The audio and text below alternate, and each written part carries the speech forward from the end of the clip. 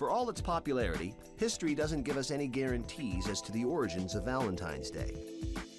But we do know it contains vestiges of the early Christian church and ancient Rome. The association between mid-February and romance goes back to a pagan festival known as Lupercalia, likely honoring either Lupa, the she-wolf of Rome who suckled Romulus and Remus, or Faunus, their god of fertility. The festivities began with an animal sacrifice.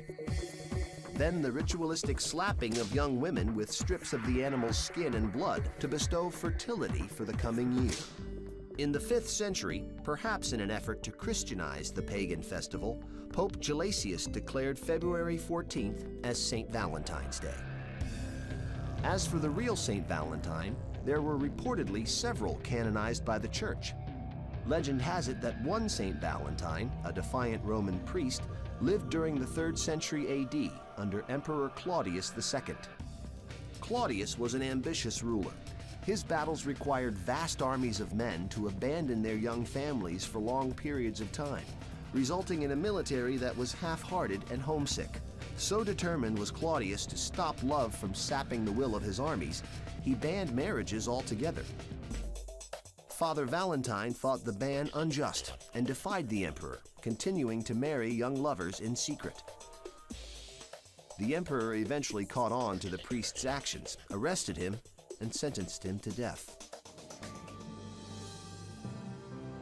It is believed that young couples he had secretly wed would visit his cell, passing him flowers and notes through the bars as symbols of their gratitude. The story continues that the condemned Father Valentine fell in love with his jailer's daughter. On February 14th, the day he was executed, it is said he passed the young girl a note. It was signed, "From your Valentine." A tradition was born. Cupid, the winged matchmaker, started out as the Roman god of love, inspired the image of cherubs for Christians, and is now a favorite of card makers and mass marketers. Our modern Valentine's Day, removed from its religious and pagan past, has evolved into one of the most celebrated holidays on the calendar. On average, Americans shower their loved ones with 180 million roses, red ones naturally, and almost 36 million heart-shaped boxes of candy, not to mention all those cards, dinners, and diamonds. All told, the holiday brings in almost $14 billion annually, giving retailers plenty to love as well. But if you're worried that you can't afford to treat your loved one properly next Valentine's Day, take heart. The poets were right. Love is really all you need.